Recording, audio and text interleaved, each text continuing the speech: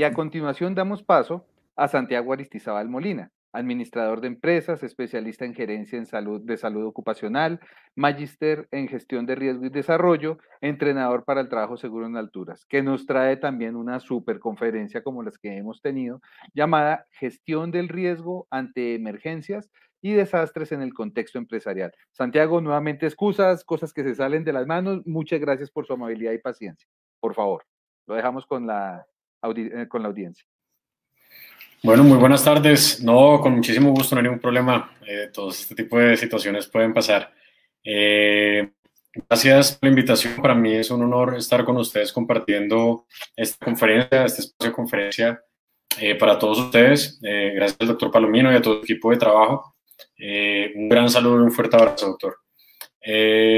Inicialmente, pues vamos a tratar el tema de la gestión del riesgo ante emergencias y desastres en el contexto empresarial, hacia intentar ver cómo las empresas deben aportar basado en la legislación que tiene actualmente nuestro país. Bien, vamos a iniciar en primera medida con el marco normativo internacional. Internacionalmente, en el planeta, se ha hablado mucho del tema desde hace varios años y actualmente tenemos un marco de acción que se llama el Marco de Acción de Sendai. En este Marco de Acción de Sendai, varios países se reunieron y firmaron el compromiso de tener la reducción del riesgo de desastres desde el 2015 hacia el 2030. Colombia es un país firmante de este convenio, por consiguiente, pues está articulado con las Naciones Unidas para poder cumplirlo. No sé si están viendo mi pantalla.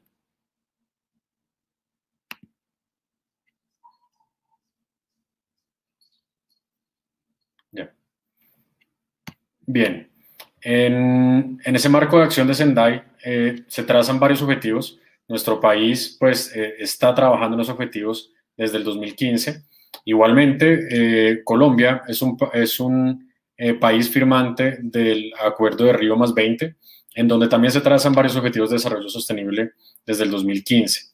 Igualmente, pues hay varios estándares internacionales como OSHA 18001 frente a planes de emergencia.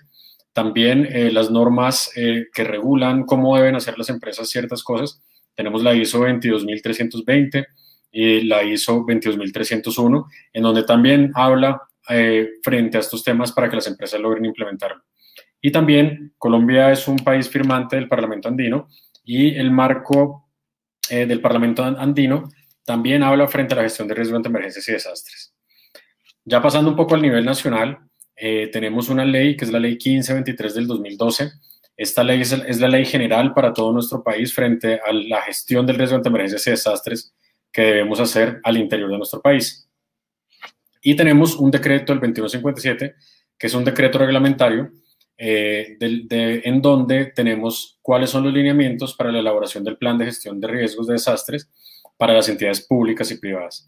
Igualmente, el Ministerio de Trabajo ha emitido varios decretos y resoluciones, y las que nos atañen en nuestro tema, principalmente es en el decreto 1072 del 2015, tenemos una parte en donde habla de prevención, preparación y respuesta a emergencias, y la resolución 0312 del 2019, en donde tenemos algo de los nuevos estándares mínimos que nos hablan frente a la gestión de amenazas, plan de prevención y preparación y respuesta a emergencias.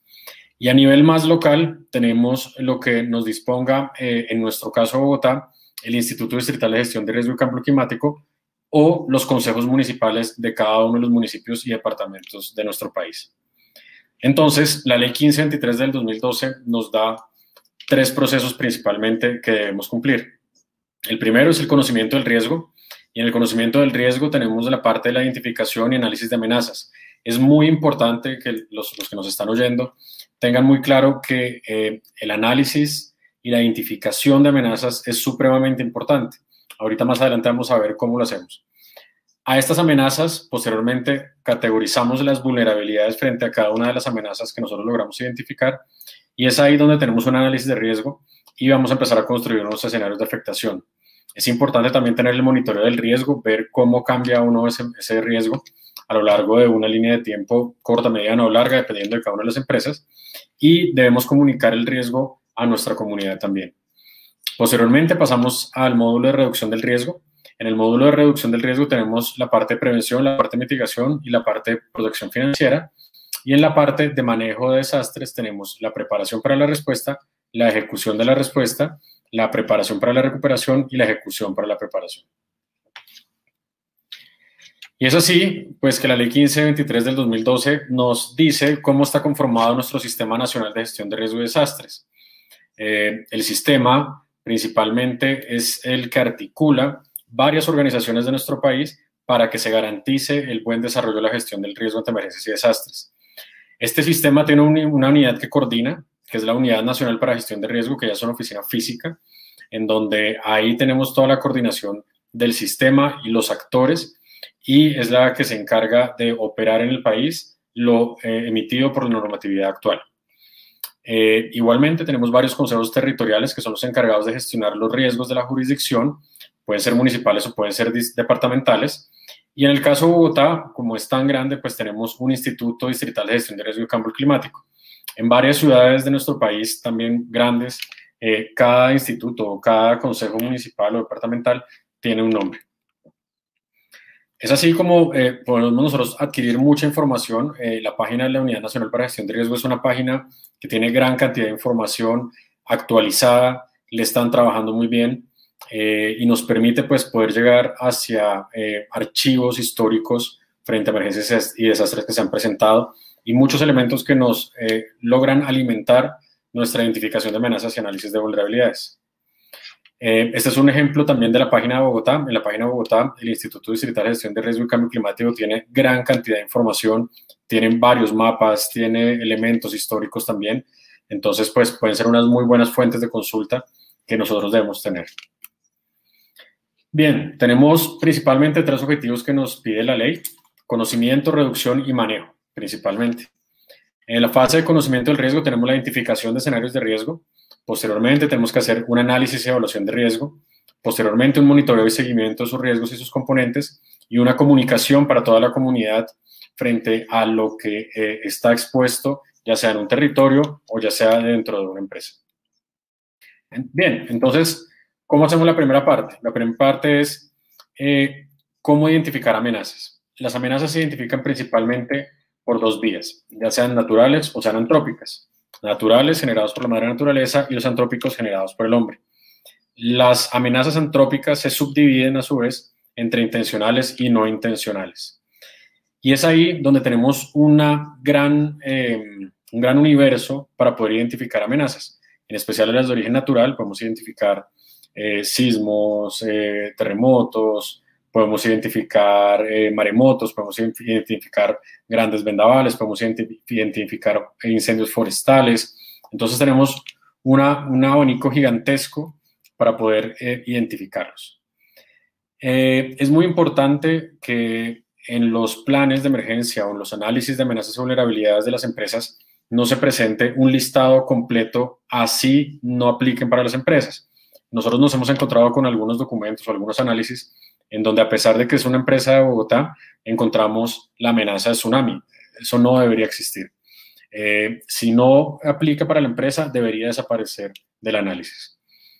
Luego de poder tener ese listado de amenazas de origen natural y antrópicas, pasamos a identificar o analizar la vulnerabilidad frente a cada una de las amenazas.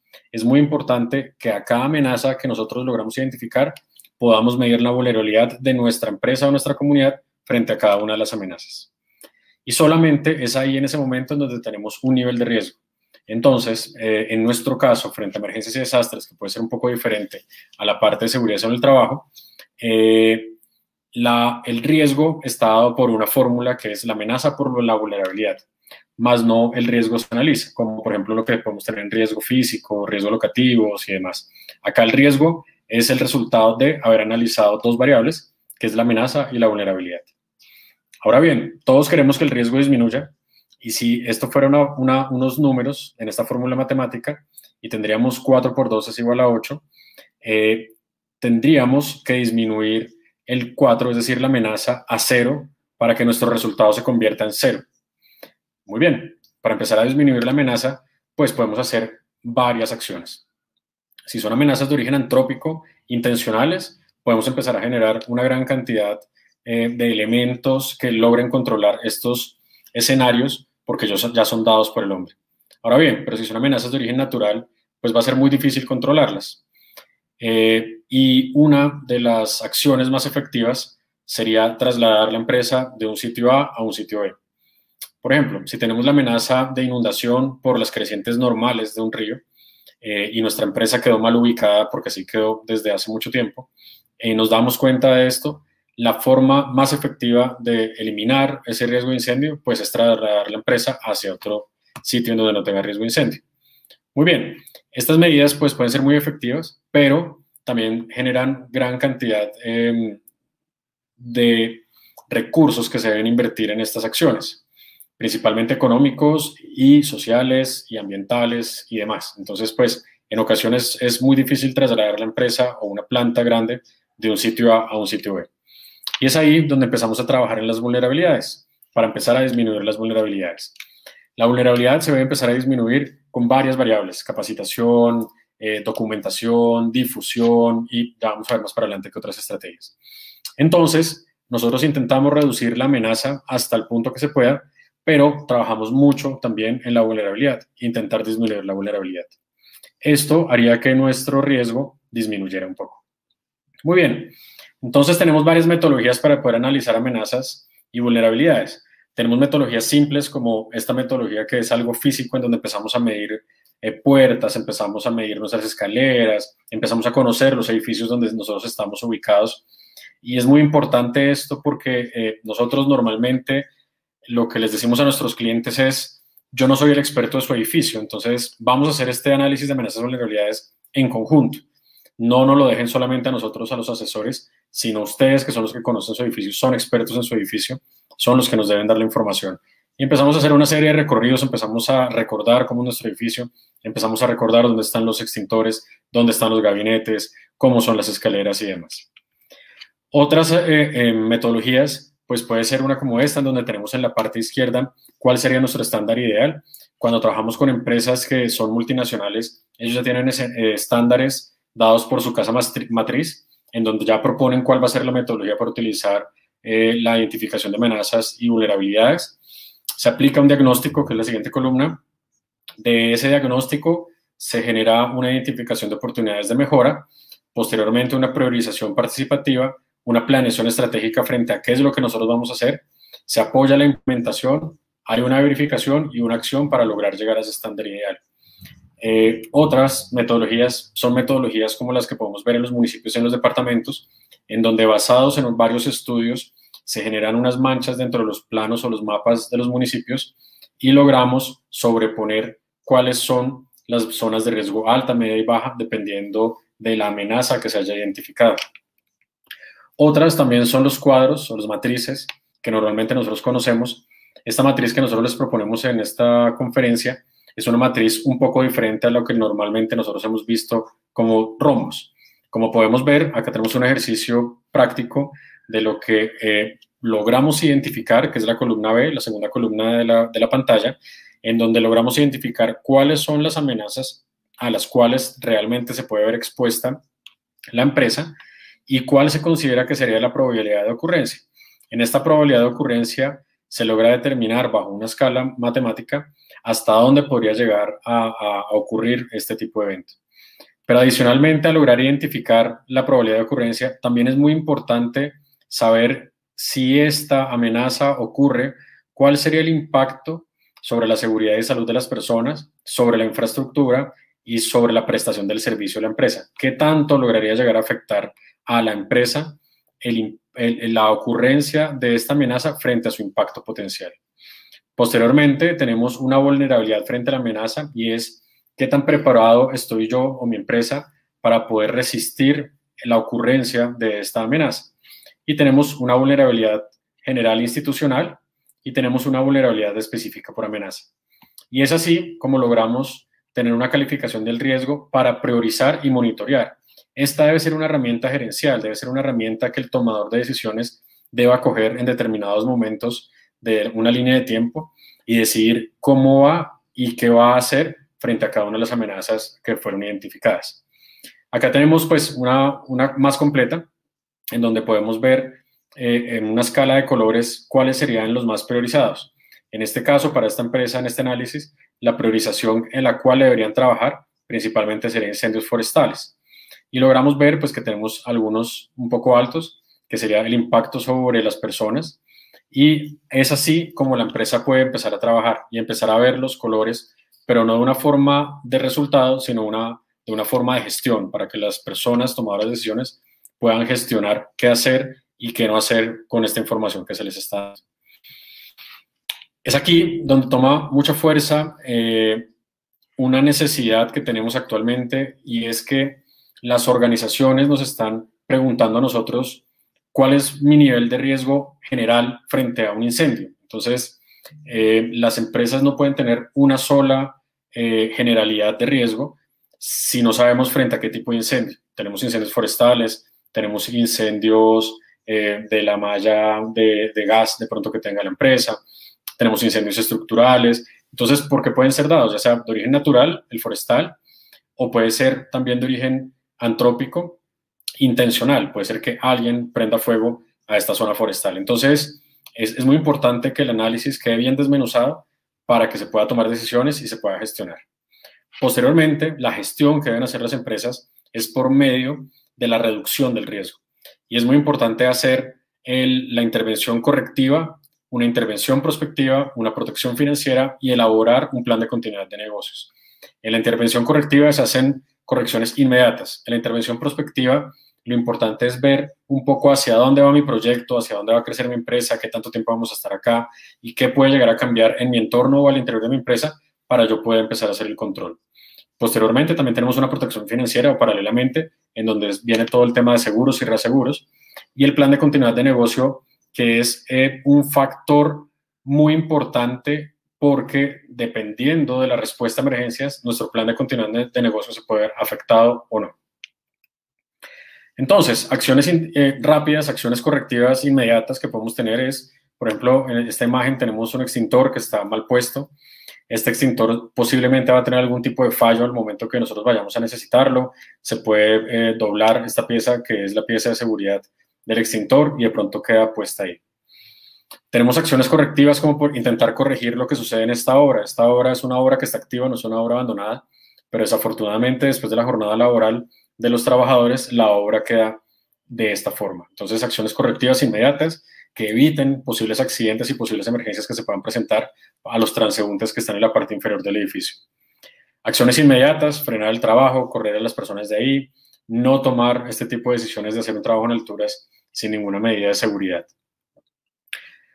No hacer acciones imprudentes como lo que podemos ver acá, una persona caminando por una cerca de púas. Acá no se alcanza a ver muy bien la foto, pero la persona estaba podando este árbol y no tiene ningún elemento de protección personal. Trabajos que se están haciendo o que se hacen de pronto de remodelación y al lado una zona de niños activa funcionando, pues no debería existir. Aislamientos de área, cordones de seguridad, todo lo que se pueda tener para poder evitar algún tipo de accidente. Muy bien, y en el manejo de la emergencia tenemos la preparación para la respuesta, la preparación para la recuperación, la ejecución de la respuesta y la ejecución de la recuperación. Entonces, la primera fase de la preparación para la respuesta es donde nosotros empezamos a poner todas nuestras alarmas, nuestras alertas, nos preparamos con los equipos, señalizamos nuestra organización, señalizamos nuestra empresa, pero los equipos no funcionan solos. Un desfibrilador, como el que ustedes ven en la foto, no funciona solo. Necesitan de las personas y que las personas estén capacitadas para poder utilizar este desfibrilador. Nuestros paneles de control, nuestras alarmas deben ser muy bien gestionadas para evitar generar falsas alarmas. Y es así donde empezamos a preparar unas zonas de emergencia como esta empresa que tiene una zona de emergencia supremamente bien organizada, en donde está por encima o es prioritario la parte de la seguridad frente, digamos, al tema arquitectónico y de pronto que visualmente no se ve bien. Para esta empresa principalmente le interesa más la seguridad, pues que de pronto algo arquitectónico. Entonces, estaciones de emergencia en varios pisos como estos se pueden llegar a desarrollar. Capacitaciones a todo el personal, es importante que el personal se capacite frecuentemente y que el personal se capacite frente a los resultados del análisis que se hizo de amenazas y vulnerabilidades. Capacitaciones muy específicas. Si en mi empresa tenemos la prioridad del riesgo frente a un incendio que se pueda llegar a presentar en algunas tomas eléctricas, pues frente a eso me debo capacitar. No debería invertir el tiempo y el recurso frente a otros escenarios de los cuales no se pueden llegar a presentar en mi empresa. Capacitarme, si es vendavales y huracanes, pues capacitarnos frente a estos temas también. Y ejercer o hacer los simulacros de evacuación. Recuerden que lo que se simula es la situación que amerita una evacuación, pero el ejercicio de evacuación dentro de un edificio es real. Por consiguiente, es supremamente importante que se tome con la mayor responsabilidad y con la mayor seriedad del caso. Evacuar 100, 200, 300 personas o 1000 personas de ciertos edificios hacia las zonas de la calle, secciones de parques, puede llegar a generar otro riesgo adicional. Por consiguiente, el ejercicio debe ser muy bien planificado y muy bien ejecutado. Pero recuerden que lo que se simula no es la evacuación, porque la evacuación es real. Las personas van a bajar por las escaleras y van a salir hasta el punto de encuentro. Lo que se simula es el escenario que amerita una evacuación de ese edificio. Y solamente es en este momento en el cual tenemos un plan de gestión de riesgo de desastres de las empresas públicas y privadas, como los menciona el decreto 2157, y en donde también se puede mencionar como un plan de emergencias o empezar a cambiar el nombre de plan de emergencias a este plan de gestión de riesgo de las empresas. ¿Con qué problemas nos encontramos frecuentemente cuando lo intentamos hacer? Uno es el síndrome de plan de papel. Cuando los documentos son supremamente largos, extensos, de 100, 200, 300 páginas, pues realmente estos documentos no son gestionables. Realmente se queda todo en el papel y nunca más vuelven a tocar este documento porque se vuelve supremamente grande. Igualmente, para muchos, la motivación de la gestión de riesgo ante emergencias y desastres se define por la peor y la más cercana amenaza en algunas ocasiones, que normalmente no es incendio, que no es sismo, que no es un huracán, sino una auditoría. Entonces, cuando la auditoría está cerca, ahí sí corremos a actualizar nuestro plan de gestión de riesgo, ahí sí corremos a hacer las capacitaciones, y corremos a hacer los simulacros y demás. Por consiguiente, pues el trabajo que se logra llegar a hacer corriendo, pues no es tan bueno como si hiciéramos todo un proceso juicioso durante un largo periodo de tiempo. ¿Qué aspectos claves tenemos de la gestión de riesgo ante emergencias y desastres? El primero es que uno tiene un plan hasta que lo golpean en la cara. Esto nos lo dice nuestro gran filósofo Mike Tyson. Él decía que tenía un plan de pelea, pero después del primer puño ya se le acababa este plan, porque tenía que volver a cambiar y volver a cambiar la estrategia. Esto mismo nos pasa a nosotros. Normalmente no podemos tener un laboratorio en nuestras empresas en donde podamos sacudir el edificio y ver qué sucede, ver cómo es la actitud de las personas, ver cómo se comportan, ver cómo salimos y demás. Por consiguiente, cuando sucede la emergencia, es donde nosotros logramos identificar realmente qué es lo que nos hace falta. También los ejercicios de simulacros, ya sea en escritorio o simulacros que ameriten un proceso de evacuación, nos ayudan mucho a corregir ciertos errores. Entonces, esos eventos son los eventos claves para nosotros poder corregir los errores que nosotros tengamos en nuestros documentos. Otro aspecto clave de la gestión de riesgo es que nosotros debemos elevar nuestras capacidades y disminuir nuestras vulnerabilidades, de tal forma que si elevamos nuestras capacidades, esta balanza se va hacia la seguridad. A medida que nosotros vamos disminuyendo las vulnerabilidades, nuestra organización está más preparada y permite tener un mayor sentido de seguridad, tanto de las personas que trabajan ahí como de los directivos también. Y hablando de los directivos, es importantísimo que podamos empezar desde arriba, garantizando la participación de todas las áreas. Ojalá desde los directivos, y que esta inquietud frente a las emergencias y desastres se dé a nivel gerencial y que permita permear a toda la organización. Y lo más importante que nosotros debemos tener en cuenta cuando vamos a hacer estos planes es el contexto. Acá en esta foto podemos ver un extintor. Este extintor es un extintor de Islandia.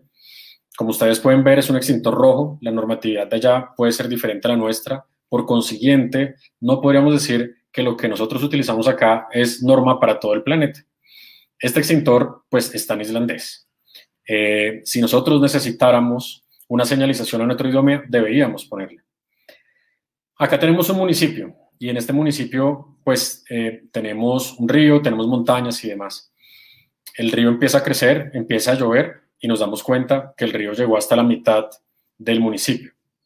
Por consiguiente, este es un contexto muy diferente a lo que puede ser una oficina, o puede ser una oficina en Bogotá, o puede ser una fábrica en Bogotá. Si nuestra empresa está ubicada en un sitio parecido a este municipio, pues lo más probable es que tengamos que tener en cuenta varias amenazas de origen natural. Igualmente, no es lo mismo hacer un plan de gestión de riesgo o un análisis de amenazas y vulnerabilidades para una empresa de hidrocarburos o para una empresa geotérmica como la que podemos ver en estas fotos. O no es lo mismo para una biblioteca que para una empresa de producción de petróleos. Entonces el contexto es muy importante y empezar o pretender que todos estemos, seamos expertos en todas las industrias es supremamente difícil. Por consiguiente, es muy importante tener en cuenta mucho a las personas que trabajan en este tipo. Esta es una planta geotérmica en Islandia también. Entonces, hacer un plan de gestión de riesgo de esta planta, pues sin la ayuda de los que trabajan en la planta y conocen de la planta, pues va a ser imposible. Realmente va a quedar en el papel nomás. También el tiempo. Otro factor clave, otra variable clave es el tiempo. No es lo mismo hacer un plan de gestión de riesgo para una empresa que quedó ubicada cerca del río en 1981, diferente a hacerlo en 1998 o ahorita en el 2021. Va a ser muy diferente. Entonces, en esta época no teníamos tanta industria, no teníamos tantas personas cercanas, actualmente sí. Y lo más importante es adaptar nuestros recursos físicos a lo que realmente se necesite. Acá podemos ver un carro de bomberos en París.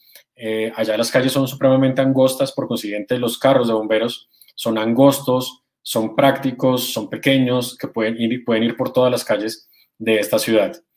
Igualmente la señalización, aunque parezca extraño, si en nuestro caso, en nuestra empresa o cercano a nuestra empresa, pues hay algún tipo de amenazas de origen natural, como cocodrilos en este caso, pues deberíamos ponerlo. Es muy importante, a pesar de que suene un poco extraño.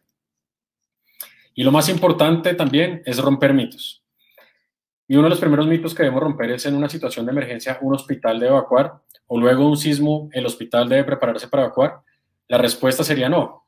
Los hospitales, las clínicas, las estaciones de bomberos son infraestructura supremamente importante para un municipio, para un departamento, para una ciudad, y deben estar seguras. Por consiguiente, hay unas tendencias globales como esta, que es la de la Organización Panamericana de la Salud, en donde nos dice que las clínicas y los hospitales deben tener algo que se llama el hospital seguro. Y el hospital seguro es que ojalá el hospital no se caiga en el momento de un sismo e internamente también estén preparados para generar una respuesta de emergencia. Los hospitales y las clínicas no evacúan del todo, ellos tienen que hacer evacuaciones horizontales, verticales, internas, y no pueden dejar a las personas adentro. ¿Y en una empresa y en la ciudad evacuamos durante el sismo? La respuesta es que no. Realmente durante el movimiento sísmico no se debe evacuar. Esta es una foto de los últimos sismos que se presentaron en Bogotá, en donde, como se puede ver, no existieron fallas estructurales de este edificio, pero sí existieron fallas de la fachada de este edificio. Se ha demostrado que la mayor cantidad de víctimas que se presentan en un sismo se da por elementos no estructurales. Caídas de fachada, las materias que se tienen de pronto en algunas fachadas también, vidrios y demás. ¿Todos los puntos de encuentro deben ser externos? La respuesta también es que no. Si nosotros tenemos que evacuar un hospital psiquiátrico, sería muy difícil que fueran externos. Por consiguiente, los puntos de encuentro internos también existen. Y las evacuaciones internas también existen. Este es un plano de la Universidad Externada de Colombia, donde asesoramos este plan de gestión de riesgo y empezamos a identificar varios puntos de encuentro. Era imposible tener un solo punto de encuentro en donde cupieran todas las personas de la universidad, y también eran muy distantes. Por consiguiente, la estrategia fue generar varios puntos de encuentro y una metodología especial para poder hacer conteos y demás. En caso de emergencia, nunca use el ascensor. Este también es un mito. Si en un edificio que tiene 15 o 20 pisos se genera una emergencia de una persona que tiene un posible paro cardíaco o alguien que tiene algún problema en un pie o algo así por el estilo, pues la persona la podemos bajar por el ascensor, la podemos sentar en una silla y bajarla por el ascensor. Por eso vemos aquí en esta señal que dice: en caso de emergencias con fuego, no use el ascensor. Ahí sí, realmente si hay fuego, pues el humo va a entrar por la cabina del ascensor y nos va a generar mayor daño si nosotros entramos al ascensor. Igualmente, si tenemos un incendio o un terremoto, tampoco deberíamos utilizar el ascensor. Pero otro tipo de emergencias que se presenten al interior de la organización, tal vez sí. Entonces es muy importante que todo quede muy bien personalizado. ¿La responsabilidad de responder ante una emergencia es del brigadista? Pues la respuesta es que no. Todos, la comunidad siempre es la que responde inicialmente ante una emergencia, y el brigadista es una persona que se encarga de organizar la respuesta y tal vez tiene un conocimiento un poco superior frente a algunos temas. Pero es muy importante que todos tengamos un rol dentro de la respuesta ante emergencias y desastres. Igualmente, muchas soluciones están a la mano. Tenemos dentro de los vehículos botiquines, extintores, algo de guantes, algo de herramienta que nos puede servir. Y también, por ejemplo, sábanas. Este es un entrenamiento comunitario de la Cruz Roja japonesa en donde a todas las personas se les enseña a hacer mínimo 10 cosas para poder actuar en caso de una emergencia, desde vendajes, camillas, cuerdas y demás. Sábanas tenemos todos en la casa. Y también no solo las buenas intenciones cuentan, que no nos pase lo del Chapulín Colorado, situaciones como estas, donde tenemos una muy buena infraestructura de red contra incendios, pero no la vamos a poder utilizar porque nos pusieron una baranda enfrente. O tenemos una muy buena ruta de evacuación, pero está completamente sellada. Bien, y para concluir, entonces tenemos que el corazón del plan de emergencias es la identificación de amenazas y análisis de vulnerabilidad. Debemos enfocarnos en el proceso y no solo en el documento. Lo más importante es hacer estos documentos con las personas de la organización, y para que el documento tenga vida es vital implementar las medidas de reducción del riesgo que se plantean en el documento. Bien, esto es lo que les tengo preparado para el día de hoy. Espero que les sirva. Si quieren podemos responder algunas preguntas y en función del tiempo pues moví un poco más rápido la presentación.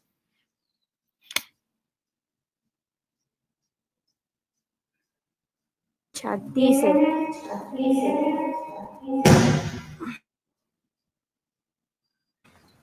Perfecto, dice acá.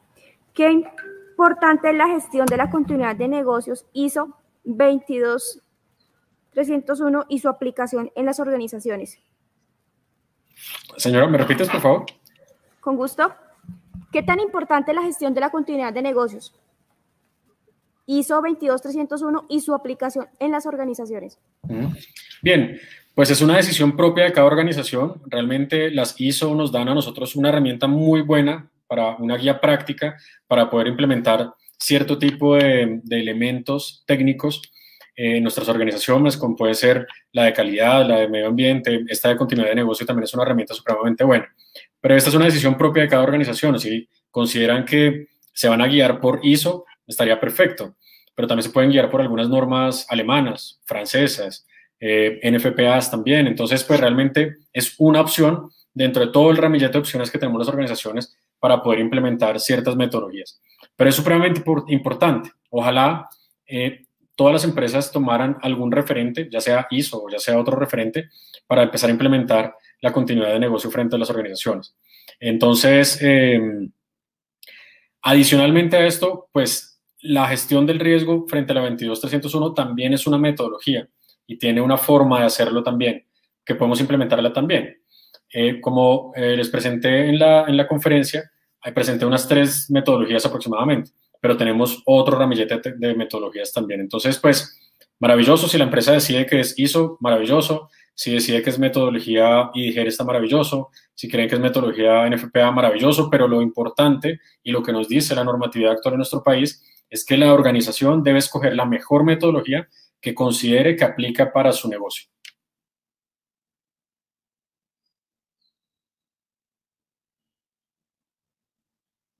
Perfecto, ingeniero, muchas gracias. Tengo una pregunta de Freddy Ramírez. Dice, ¿los colores de los extintores tienen un marco legal? Sí, en nuestro país tenemos una codificación de colores frente a los extintores, de tal forma que lográramos identificar fácilmente el tipo de extintor que está en nuestra organización. Entonces sí, tenemos actualmente normatividad y tenemos también unas normas técnicas colombianas, unas NTC, que nos dicen cómo deben ser, qué tipo de color deben estar, a qué altura deben estar, y adicionalmente, algo muy importante, también tenemos una norma técnica colombiana que propone cómo deben ser los talleres de recarga de extintores, que también es muy importante. Listo, ingeniero, muchas gracias. El doctor Lamine tiene una preguntita. Muchas gracias, Santiago. Muy agradado de encontrarnos nuevamente. Esta experiencia y planteamiento que nos das, en especial porque nos haces caer en cuenta que a diario tenemos situaciones, sobre todo lo de los mitos, de verdad. Cuando uno entra en un ascensor, el primer pánico es no lo vuelvo a utilizar. Pero veamos algo. Siempre me ha llamado la atención sobre los planes de emergencia en hospitales, porque consideramos que generalmente los planes de emergencia empresariales son para evacuar a los trabajadores, Sin embargo, que en los hospitales es lo contrario. Evacuamos son pacientes y visitantes, pero los trabajadores. Y considero que aún algunos enfermos ayuden a evacuar los demás. Sobre ese punto, ¿alguna recomendación última? Sí, interesantísimo. Realmente un hospital tiene múltiples variables. Tiene personas que dependen, su vida está dependiendo de estar conectados a una red eléctrica, personas de las cuales están conectados a oxígeno y tal vez si se les retira el oxígeno en determinado punto, su calidad de vida empieza a decaer. Adicionalmente tenemos visitantes, adicionalmente tenemos personas que no se pueden mover, adicionalmente tenemos equipos para trasladar, entonces no es fácil, es uno de los escenarios más complejos que podemos tener cuando hablamos de temas empresariales, pero es supremamente bonito también porque estamos salvando vidas de personas que están enfermas y adicionalmente vidas de los familiares también. Por consiguiente, es muy importante que las clínicas y los hospitales también empiecen a implementar una evaluación que es la evaluación del índice de seguridad hospitalaria. Esta evaluación del índice de seguridad hospitalaria nos lo trae también la Organización Mundial de la Salud y este índice de seguridad hospitalaria permite calificar nuestra clínica o nuestro hospital frente a 3 variables principales. Uno, el componente estructural. ¿Cómo está mi infraestructura en general y qué vulnerabilidades tiene mi infraestructura frente a una amenaza sísmica? El otro es el componente no estructural. El componente no estructural es que todas mis máquinas estén ancladas a la pared, que si hay un movimiento sísmico no se caigan encima de nuestros trabajadores, nuestros pacientes, que los sprinklers o los rociadores de agua no estén dentro de las camas de las personas que están intubadas y están en UCI, porque estas personas no pueden reaccionar y posiblemente les va a caer agua encima. Y bueno, y en general, otro montón de variables también de los temas no estructurales. Y otro tercer punto muy importante es el tema funcional. Cómo la clínica funciona ya, ahora sí, los trabajadores de la clínica, cómo funcionan en el momento que se llega a presentar una emergencia. Ellos tienen que generar unos planes de expansión, porque tenemos algo también muy importante, Jesús, y es que en el momento de una emergencia grande en una ciudad, adicionalmente a la emergencia propia de la clínica, después de haberse movido mucho, también tienen que prepararse para recibir múltiples víctimas que van a llegar caminando en espacios muy cortos de tiempo. Entonces tienen que generar una respuesta interna y prepararse para recibir montones de pacientes que van a venir de las calles también a poder a verse atendidos. Entonces, responder ante su emergencia y tener unos planes de expansión para múltiples víctimas para poder recibir más. O intentar sacar a los pacientes que tienen dentro de su organización hacia las zonas de parqueaderos y demás, y casi que convertir unos hospitales de campaña al exterior de la clínica si fue necesario evacuarla. La evacuación total de una clínica es la última estrategia. Se pueden hacer evacuaciones verticales, es decir, desplazar pacientes de un lado a otro dentro de la clínica. Evacuaciones verticales también, bajarlos o subirlos de piso. La evacuación completa, pues es el último eslabón de la cadena.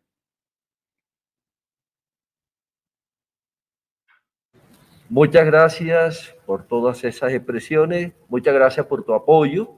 Es la segunda ocasión que apoyas a la Universidad del Tolima, para lo cual estamos muy, pero muy agradecidos y esperamos volver a vernos pronto físicamente. Muchas gracias. Claro que sí, claro que sí. Muchas gracias a ustedes por la invitación. Como siempre, un gran placer y un gran honor estar acá. Muchas gracias. Santiago, muchas gracias y nuevamente excusas por A ustedes. por la demora. Gracias por haberse acelerado, pero habíamos cuadrado para que si necesitaba extenderse, pudiera extenderse. No sé si quiere hacer alguna otra observación que usted considere que le quedó en el tintero y que le parece importante mencionar. No, pues por ahora no. No sé si tienen más preguntas o algo, si hay preguntas en el chat. Yo no vi preguntas, no sé si tú, Jenny, viste allá preguntas. Bueno, había una preguntita y era de cómo la hacía Juan Soto, de cómo se evalúan como los costos o las tarifas, ¿no? Para hacer un plan de emergencia. ¿Cómo son las tarifas? Sí. Bueno, gran pregunta. No sé cómo responderla para no generar mucha polémica, pero realmente un buen análisis de amenazas y vulnerabilidades amerita un montón de investigación.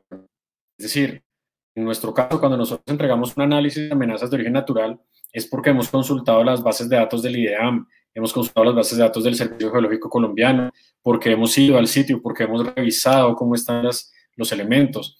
En ocasiones, cuando es necesario, contratamos geólogos también que nos den un punto de vista frente a algunos escenarios de riesgo que nosotros hemos visto. Entonces, un plan de emergencias puede estar supremamente bien hecho o supremamente mal hecho.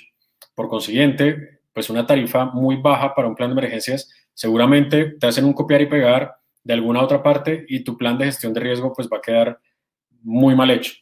De tarifas, no sé cómo dar tarifas, pero mira, hay unos planes de contingencia que se hacen para industria petrolera que pueden costar 300 millones de pesos.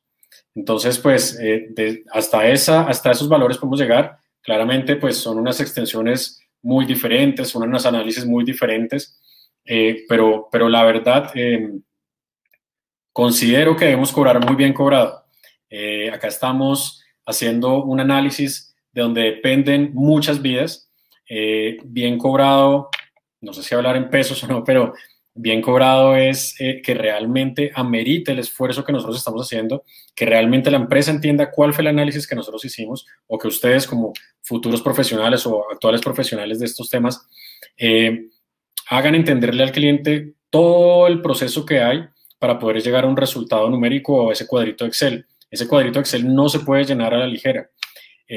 Cuando vienen los problemas, pues ustedes que son los abogados saben más que yo de ese tema. Cuando vienen los problemas, ahí sí vienen, bueno, cuénteme cómo fue que hicieron estos análisis, de dónde sacaron la información, cuáles fueron las fuentes secundarias que ustedes trabajaron, quién les dijo que acá no podía o sí podía haber un incendio. Entonces, hay muchas cosas que a futuro nos pueden llegar a generar muchos problemas también de ámbito legal. Entonces, hay que cobrar muy bien, hay que hacerlo muy bien, y esto nos puede llevar a generar a que nuestra empresa o si son personas naturales, pues pasen a otro nivel. Contratar a los mejores profesionales, asesorarse de los mejores expertos, es lo mejor que se puede hacer y cobrar una muy buena tarifa. Santiago, una duda, con esta nueva normatividad del accidente mayor, de la prevención del accidente mayor, usted la conoce, me imagino, evidentemente. ¿Esto en qué nos va a hacer cambiar? ¿O seguiremos como estamos hasta ahora?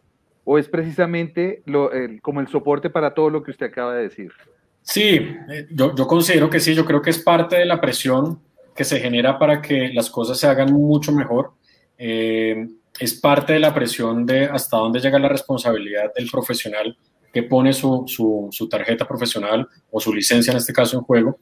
Y adicionalmente a esta normatividad de accidente mayor, el decreto 2157 es muy claro frente a las responsabilidades que tienen los análisis y dice que adicionalmente a hacer un análisis global se deberían hacer análisis puntuales frente a cada una de las amenazas que se detectaron. Entonces, este análisis global es una foto general de la empresa, pero la normativa también nos dice, ojo, hágale doble clic a cada uno de los escenarios y desmenúcelo más, exacto. Y hágale un zoom in, haga un zoom. De acuerdo, para ver realmente cómo es. Tenemos una experiencia muy bonita que me gustaría hablarla en este momento y es una empresa muy grande de nuestro país decidió hacer las cosas muy bien hechas frente a estos temas. Es una empresa de 17,000 trabajadores, tiene presencia a nivel nacional, tiene múltiples actividades económicas dentro de toda su organización, es un grupo empresarial muy grande.